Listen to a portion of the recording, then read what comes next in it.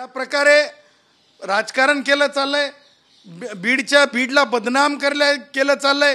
कोणीतरी आणखीन एक दुसऱ्या सामाजिक कार्यकर्ते आले, म्हणजे काल ते कोणत्या दमानिया नावाच्या कार्यकर्त्यानं आता दुसऱ्या सामाजिक कार्यकर्त्या स्वतः डिक्लेअर.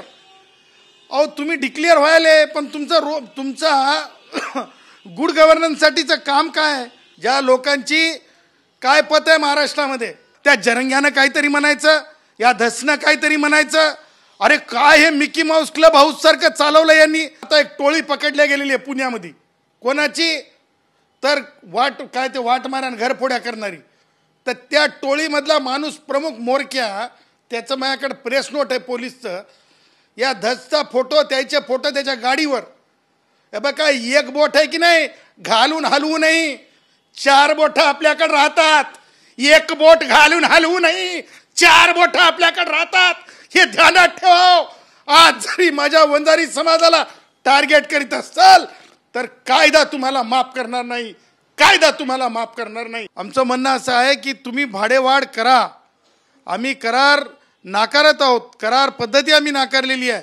म्हणून भाडेवाढ करत असताना आमच्या खिशात 7वा वेतन आयोग द्या आणि 8वा वेतन आयोग महाराष्ट्रातील तमाम कष्टकऱ्यांना, सगळ्याच विभागातल्या राज्य कर्मचाऱ्यांना, महापालिका कर्मचाऱ्यांना देण्यासंदर्भात आणि त्याचबरोबर एसटीतल्या कष्टकऱ्यांना देण्यासंदर्भात सुद्धा समिती गठीत करा.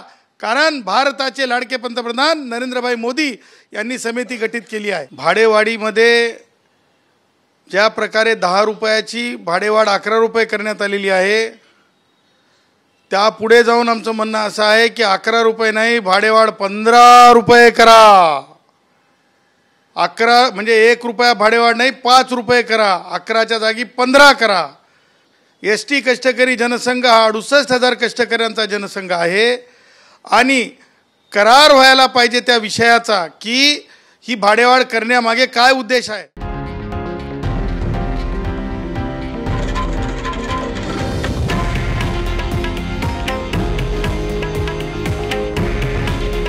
हे आहे देशातील नंबर 1 न्यूज नेटवर्क आणि आपण पाहत आहात TV9 मराठी.